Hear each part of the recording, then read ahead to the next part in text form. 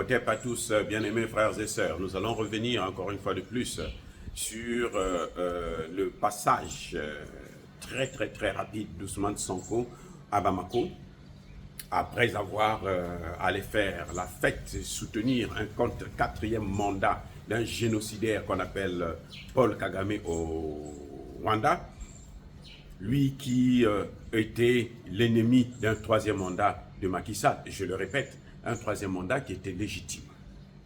Alors, Ousmane Sonko arrive au Mali, il rencontre le Premier ministre et il rencontre le président Assimi Goïta. Il ressort de là, Ousmane Sonko présente une conférence de presse. Il s'est tenu de ne pas prononcer le mot CEDEAO. Moi, je n'ai pas entendu CEDEAO. Ousmane Sonko, lors de sa conférence de presse, il n'a pas prononcé le mot CEDEAO.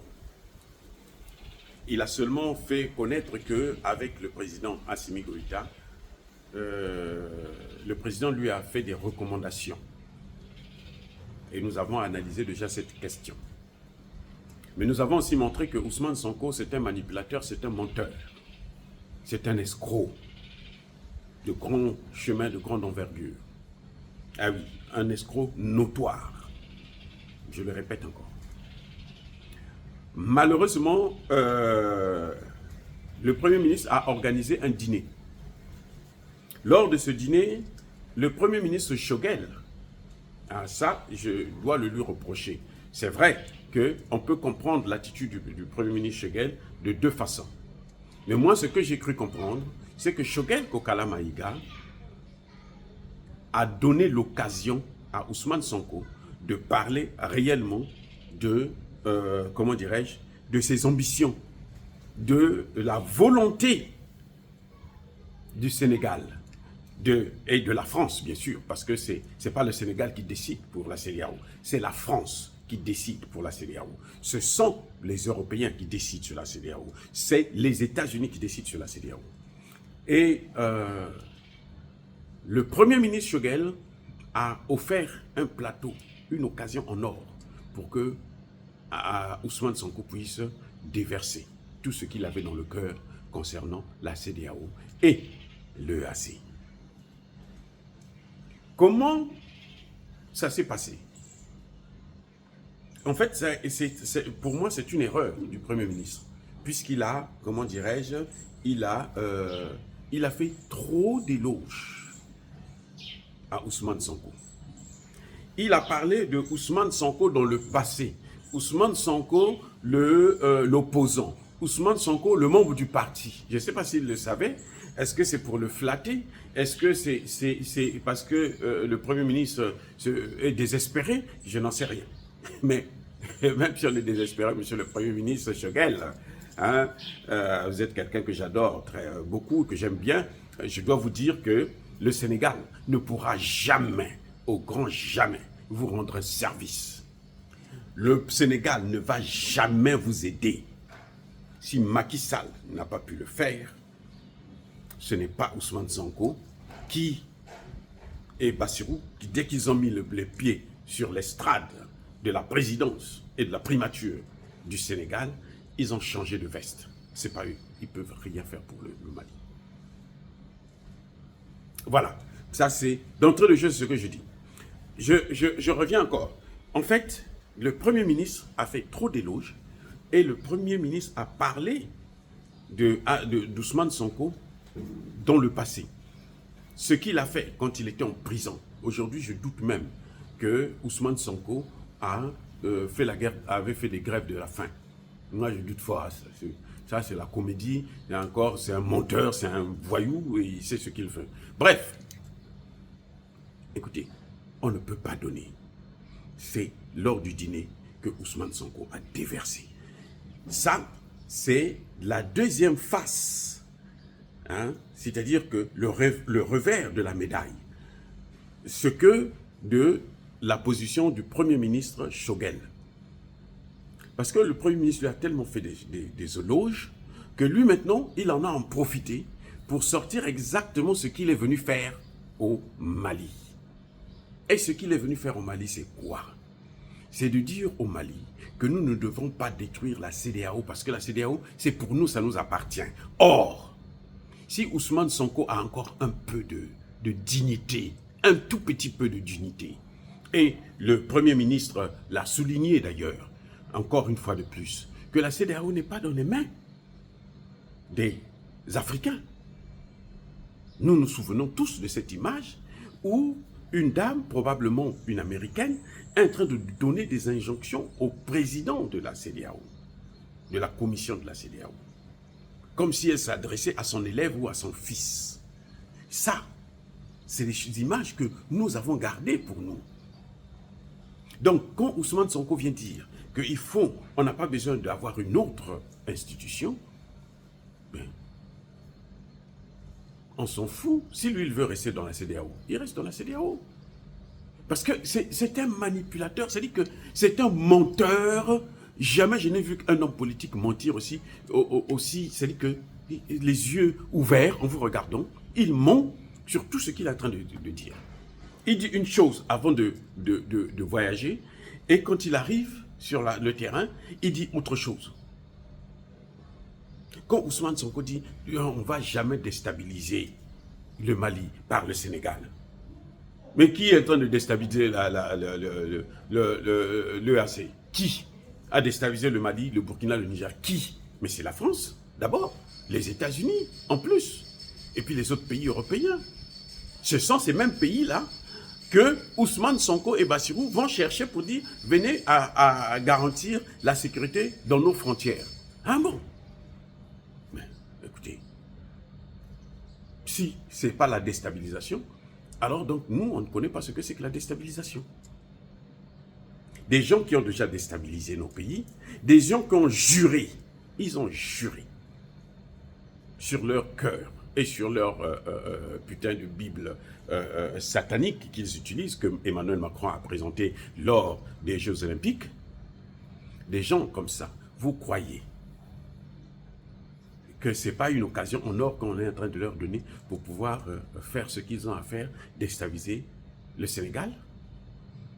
Si le Sénégal prend ses troupes, les cache dans des maisons, dans des camps de merde, et puis appelle les Européens pour venir sécuriser la frontière, alors que cette frontière n'est pas encore infectée par le terrorisme.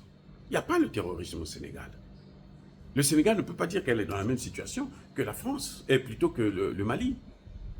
Mais le problème, c'est que le Sénégal est en train de chercher à se retrouver dans cette même situation. Parce que c'est ce qui va arriver. Oui, c'est ce qui va arriver. Voilà, bien-aimés frères et sœurs. On ne peut pas jouer avec le feu comme ça. Dire que la déstabilisation du Mali ne viendra jamais par le Sénégal, c'est faux. Puisqu'elle est déjà là. Puisque le Sénégal les a invités pour venir à la frontière. Pourquoi le Sénégal ne les a pas invités pour les mettre à Ziguinchor? Hein? Pourquoi? Comment le Sénégal a géré la situation de séparatistes, d'où vient d'ailleurs Ousmane Sonko? Ousmane Sonko sait très bien ce que ça veut dire. Eh oui. Donc, vous voyez, j'ai un reproche à faire au Premier ministre Choguel parce qu'il a fait trop d'éloges à quelqu'un qui ne vaut absolument rien. Je suis désolé d'être dur comme ça, mais c'est une réalité. Quelqu'un qui porte sur sa tête la mort de 60 Sénégalais. Les morts là, c'est Ousmane Sonko. C'est pas Macky Sall, c'est Ousmane Sonko. Parce que c'est lui qui a organisé des marches. Et pour faire quoi? Pour que lui puisse prendre le pouvoir et remettre ça aux Français et aux Occidentaux. Voilà. C'est ça la réalité. Il y a des Sénégalais qui vont sur les réseaux sociaux, qui racontent n'importe quoi, qui nous insultent d'ailleurs. Hein. On est des panafricains, ou je sais pas, n'importe quoi. Mais on se connaît. J'ai eu cette chance-là d'étudier avec des Sénégalais et de travailler avec des Sénégalais, notamment dans les institutions internationales, essentiellement à l'ONU. J'ai travaillé avec des Sénégalais, je vous dis, et ils sont toujours comme ça. C'est pour ça d'ailleurs qu'ils sont toujours les meilleurs alliés des Occidentaux, dont les institutions internationales, vous allez toujours trouver des Sénégalais autour d'eux. Pourquoi? Mais parce qu'ils servent les Occidentaux. C'est comme aujourd'hui, vous allez toujours trouver un Rwandais autour des Occidentaux dans les institutions internationales. C'est pourquoi? Mais parce qu'ils servent les intérêts des Occidentaux. Et oui, c'est comme ça qu'on se reconnaît. Donc, ils ne peuvent pas venir nous tromper, nous, parce que nous, on a été avec eux, on a travaillé avec eux. Eh oui, on a travaillé avec eux. Ils ont été nos chefs, c'est vrai, mais ils ont été nos chefs, pas parce qu'ils sont plus intelligents que nous, parce que eux, ils sont toujours prêts à sacrifier l'Afrique pour les Occidentaux. Ça, c'est l'esprit du Sénégalais, en réalité. Je sais qu'ils ne sont pas tous comme ça, mais la plupart des Sénégalais que vous voyez monter là, c'est ce qu'ils sont. Ousmane Sonko a tout fait pour prendre le pouvoir. Pourquoi? Mais juste pour servir les Occidentaux. Et c'est ce qu'il est en train de faire. Comment voulez-vous vous poser la question, se demander qu'il puisse faire autrement? C'est pour ça que je dis au Premier ministre Choguel, non, c'est vrai que la bonne chose, c'est qu'on a finalement compris lors de ce dîner organisé à l'honneur de Sonko, que, effectivement, c'est un agent, je dis bien un agent, pas un membre, un agent de la CEDEAO et de l'Occident. Il est venu démontrer par A plus B lui-même que lui, il est là pour les intérêts de l'Occident. Et ça, c'est dommage que le Premier ministre Choguel puisse commettre cette erreur-là. Et j'espère que la prochaine fois, il ne le fera plus. Vous n'avez pas à faire des éloges à quelqu'un qui est aujourd'hui vomi par sa propre jeunesse. Ousmane Sonko vient au Mali parce qu'il sait que s'il ne le fait pas, il ne peut pas espérer être un jour président. Et Bassirou ne peut pas espérer avoir un second mandat. C'est pour ça que vous voyez tout ce qu'il est en train de faire. C'est du cinéma, c'est la comédie. Mais une mauvaise comédie, bien sûr. Et nous ne pouvons pas laisser ça passer. Parce que le peuple sénégalais, la jeunesse sénégalaise, elle est chère pour nous. Et elle nous appartient à nous tous. Pas seulement à ces hommes politiques véreux et pantins du Sénégal. Non, cette jeunesse-là, c'est notre jeunesse. Le malheur de cette jeunesse, c'est notre malheur. Et nous nous battrons pour que cette jeunesse puisse demain trouver un vrai leader sénégalais qui va les amener vers leur indépendance et vers la souveraineté totale du Sénégal. Dire cela, c'est inciter à la haine ou à la violence. Non, Yabakole Hervé, Yamalem. Encore une fois de plus, bien-aimés frères et sœurs, je persiste et je signe. Soyez bénis, soyez abondamment bénis par le Dieu de Kémit et par nos ancêtres évangélisés. Mais que tous ceux qui persécutent le continent africain le pillent et le déstabilisent, qu'ils soient noirs, blancs, chinois, arabes, juifs, indiens, qui qu'ils soient punis, maudits, foudroyés, neutralisés, écrasés, effacés par le Dieu des Kémites et par nos ancêtres évangélisés. Vive l'Afrique éternelle, j'ai dit et j'assume.